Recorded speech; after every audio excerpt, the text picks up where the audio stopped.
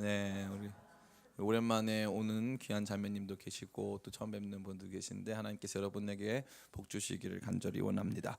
우리는 계속해서 성전에 올라가는 15개의 노래들에 대해 생각해 보았습니다. 이제 오늘이 마지막 15번째 시편이 되는데요. 오늘 이 시편은 정말 이 모든 성전으로 올라가는 모든 노래의 결론으로서 너무나도 합당하고 지극히 탁월한 말씀이라고 할 수 있습니다.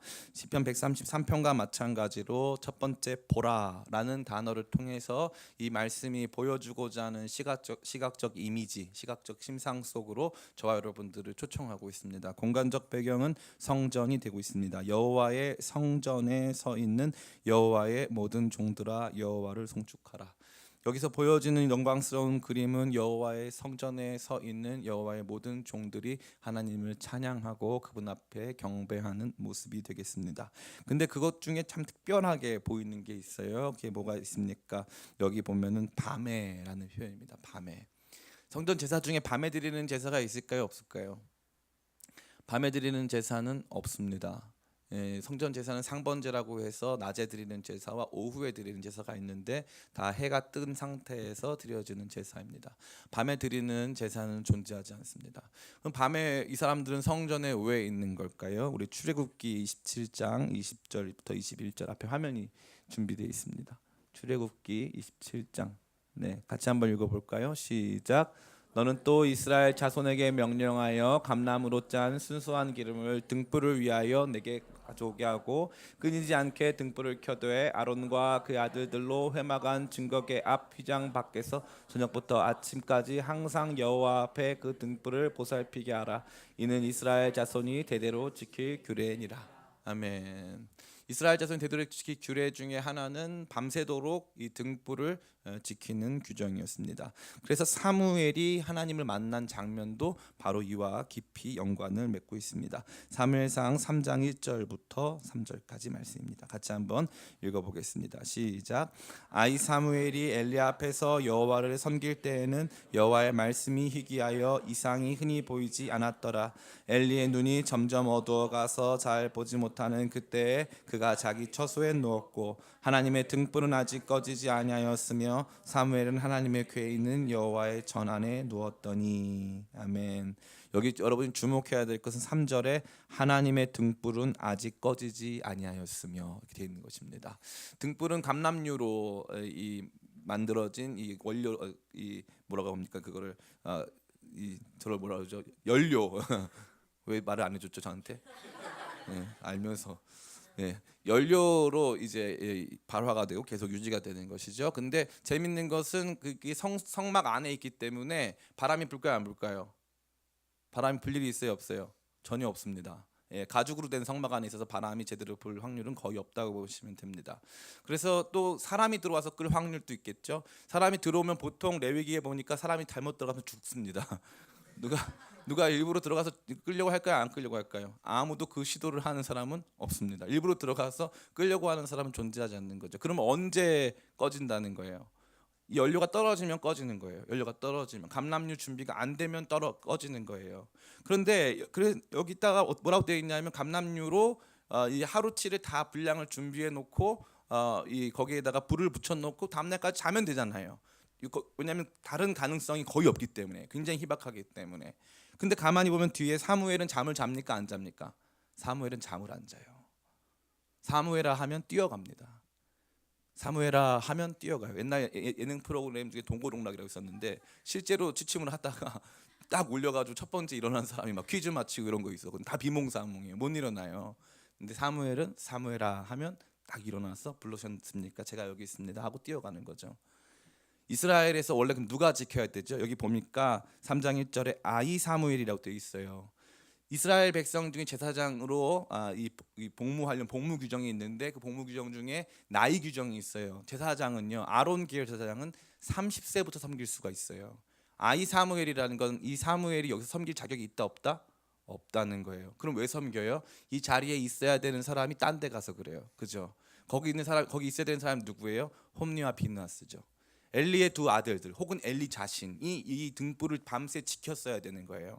그런데 이 사람들이 여기 없고 성전에 바쳐진 아들, 던져진 아들 사무엘이 밤새 한숨도 안 자고 이 하나님의 등불을 지키고 있어서 이스라엘의 등불이 되는, 이스라엘의 진리의 빛을 주는, 이스라엘의 길에 빛을 비춰주고 있는 이 등불이 사무엘 때문에 살아 있어서 사무엘 때문에 이스라엘 역사의 회복이 일어나는 것입니다. 이게 너무나도 중요한 거예요. 그래서 뭐라고 되어 있습니까? 오늘 저와 여러분이 읽은 이 마지막 부분은 너무 놀랍게도 밤에 여호와의 성전에서 그분 앞에 섬기고 있는 여호와의 종들아, 너희는 주님을 찬양하라 말하고 있는 것입니다. 이 밤이라고 하는 요소는 아무도 예배하지 않는 시간, 예배할 필요조차 못 느끼는 시간, 아무도 보지 않는 예배의 환경, 장소, 이런 것들을 총칭할 수 있는 것입니다.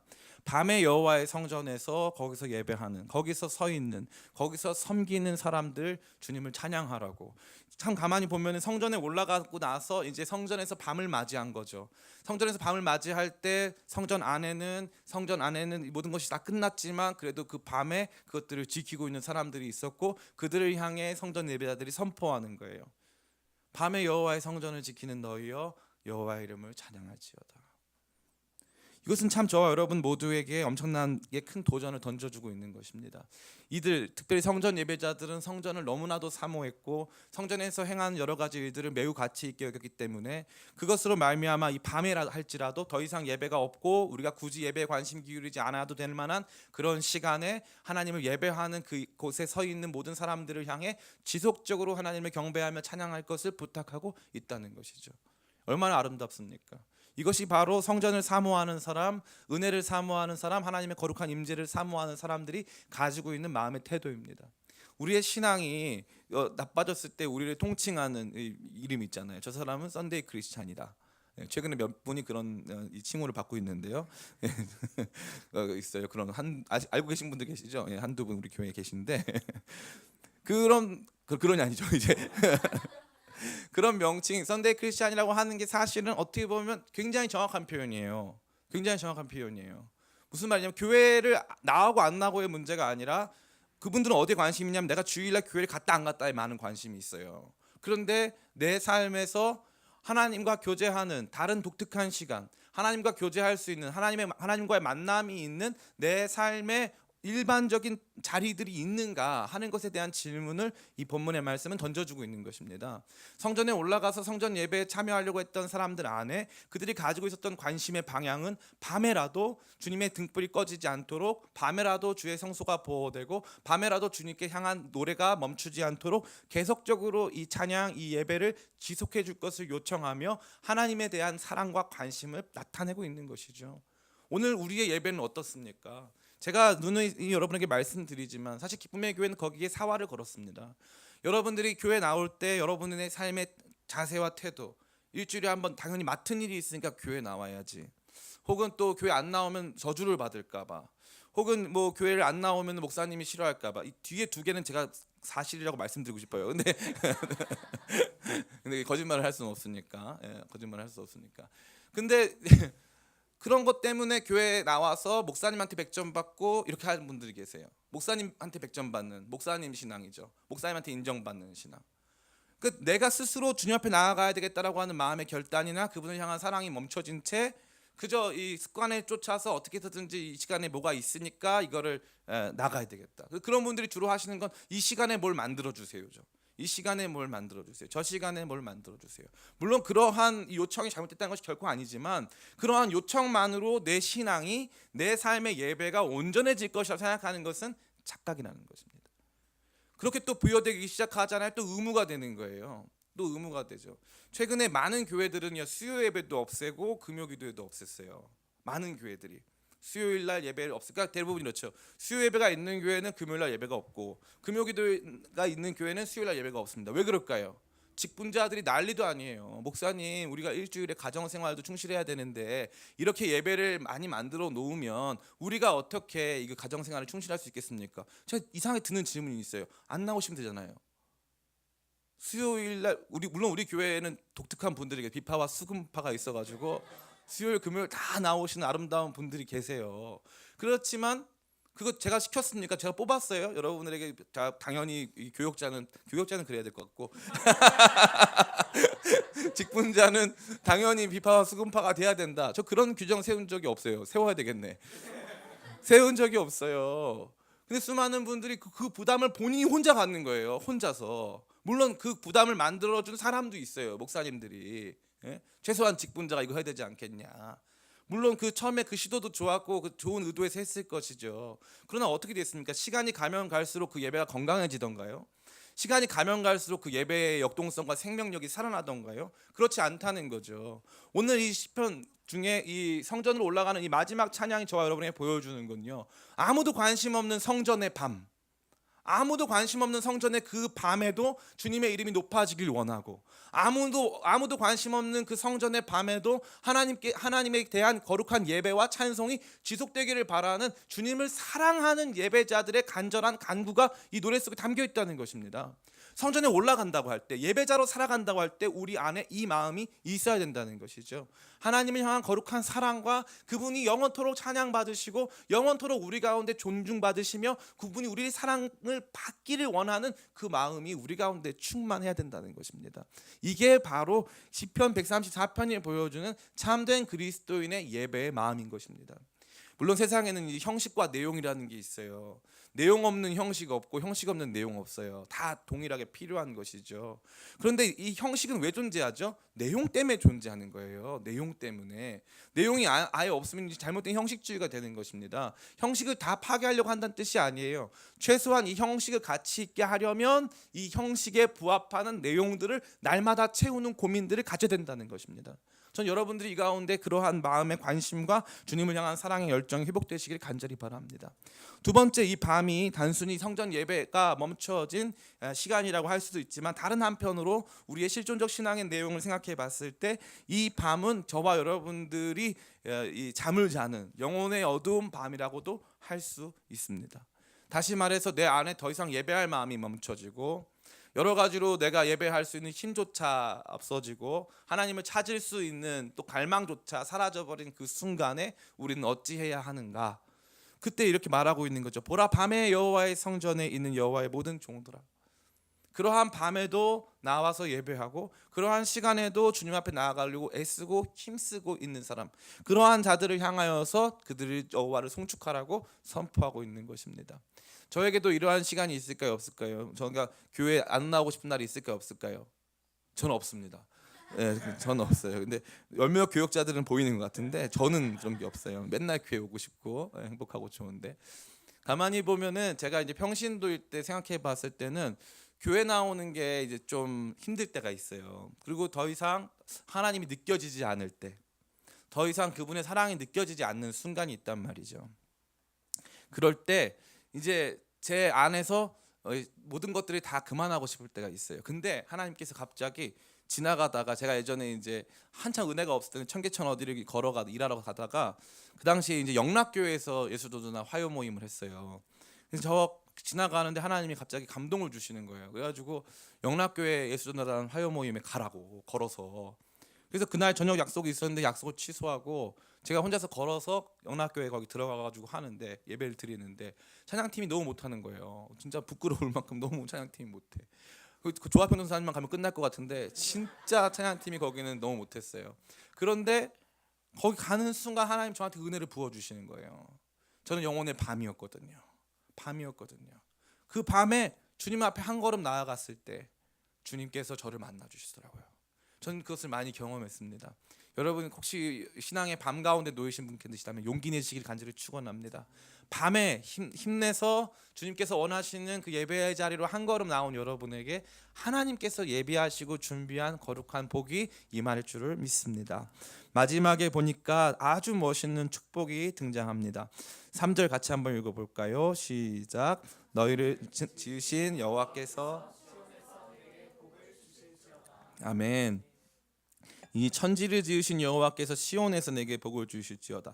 여러분, 이 시편 134편이 얼마나 아름답냐면요, 이 앞에 등장했었던 모든 내용, 120편부터 134편까지 등장했었던 모든 단어, 모든 구조, 이런 것들을 여기에 다 집약적으로 선포하고 있어요. 너무 멋있죠?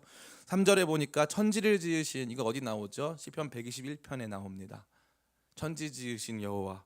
121편에 등장하는 거죠. 시온은 어디 나온다고 했습니까? 시온은 그 중간중간에 계속적으로 등장해요. 시온은 하나님의 임재를 상징하고 하나님의 통치를 상징하는 곳이에요. 하나님의 임재와 그분의 통치가 있는 그곳에서 주님께서 우리에게 무엇을 주신다? 복을 주신다. 이 복도 성전을 올라가는 노래 속에서 아주 많이 나온 개념이 되는 것입니다. 이 모든 게 하나로 마지막 절에서 완성되고 있는 거예요. 천지를 지으신 여호와께서 시온에서 너에게 복을 주신다.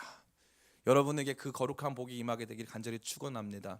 첫 번째, 우리 가운데 주어진 형식적인 예배에 있어서도 그것은 미니멈, 다시 말해서 우리가 하나님의 임재를 경험할 수 있는 최소한의 것이기 때문에 여러분들이 그 예배 가운데 은혜 받으시길 간절히 축원합니다. 그 예배에서 천지 지으신 하나님께서 주시는 하늘에 속한 영광스러운 복들을 체험하고 또 이 땅에서 가져야 될 삶의 태도와 지혜들을 충분히 경험할 수 있기를 간절히 축원합니다.